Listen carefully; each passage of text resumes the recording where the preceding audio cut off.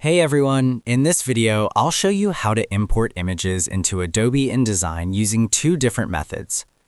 The first thing we need to do is select a page to start working on. Now let's take a look at the first method.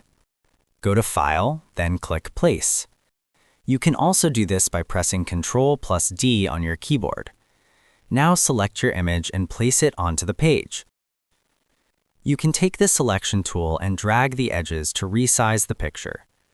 Here, you can see that my image is looking pixelated, even though the image is actually in pretty good quality.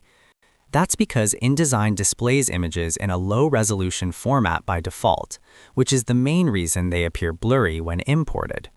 This feature is designed to keep the software running smoothly, especially when you're working with many high-resolution images. To fix this, go to View, click on Display Performance, and select High Quality Display. Now you can see that the image is displaying properly and looks much better. Let's move on to the second method. This method is useful when you need to add images to a specific part of your document. From the left toolbar, select the Frame tool. You can also press F on your keyboard to access it. Now, click and drag to create a box where your image will live.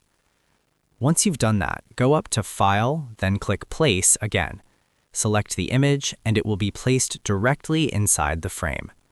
If the image is too large, you can use the Scale tool to fit it into the frame. You can also double-click on the image to resize or pre-position it. And that's how you can import images in InDesign. If this tutorial helped you out, make sure to like and subscribe for more helpful guides. And if you found real value in it, a super thanks would be greatly appreciated. Feel free to reach out if you encounter any issues during the process. If this video helps you out, please leave a like and subscribe.